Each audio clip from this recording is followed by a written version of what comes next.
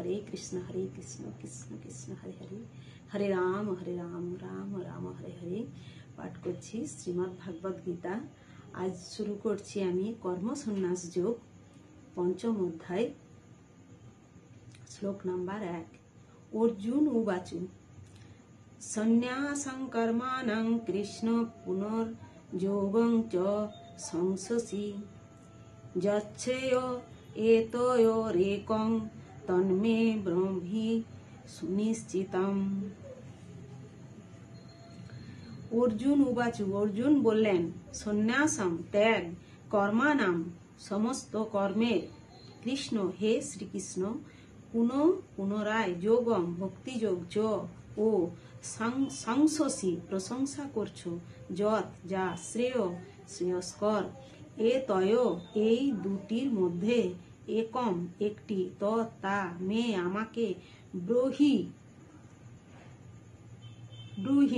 দয়া করে বলো, সুনিশ্চিতম সুনিশ্চিত ভাবে। অর্জুন বললেন, হে কৃষ্ণ, প্রথমে তুমি আমাকে কর্ম ত্যাগ করতে বললে এবং তারপর ভক্তিযুক্ত কর্মের অনুষ্ঠান করতে বললে। এই দুটির মধ্যে কোনটি অধিক শ্রেয়স্কর তা সুনিশ্চিতভাবে আমাকে বলো।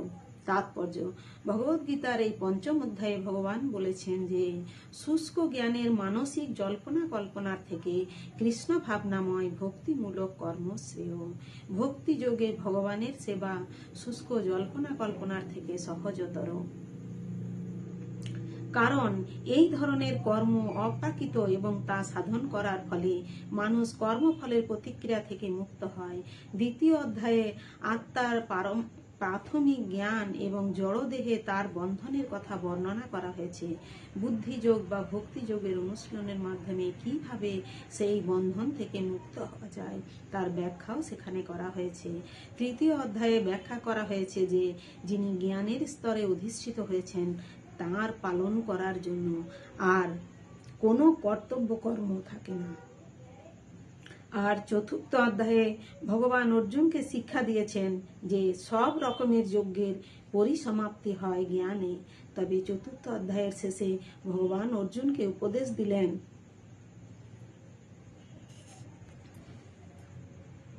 পূর্ণ জ্ঞানে অধিষ্ঠিত হয়ে ও মোহ থেকে মুক্ত হয়ে যুদ্ধ করতে।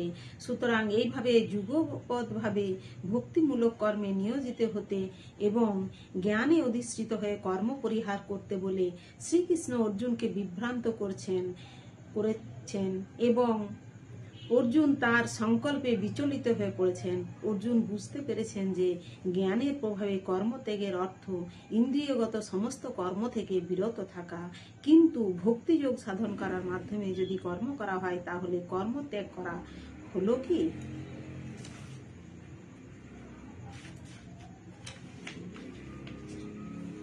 কি করে? পক্ষান্তরে তিনি মনে করেন যে জ্ঞানের প্রভাবে কর্মত্যাগ বা সন্ন্যাস হচ্ছে সব রকমের কর্ম থেকে বিরত হওয়া, কারণ কর্ম এবং ত্যাগ তার কাছে অসঙ্গতিপূর্ণ বলে মনে হয়েছে। যেটি তিনি বুঝতে পারেননি সেটি হলো পূর্ণ জ্ঞানে অধিষ্ঠিত হয়ে সম্পাদিত কর্ম তার ফল থেকে মুক্ত এবং তাই তা অকর্মের মতোই। তাই তার প্রশ্ন হচ্ছে এই যে তিনি কি সর্বতভাবে কর্ম পরিত্যাগ করবেন না পূর্ণ জ্ঞানে অধিষ্ঠিত হয়ে কর্ম করবেন। হরে কৃষ্ণ কৃষ্ণ কৃষ্ণ হরে হরে, হরে রাম রাম রাম হরে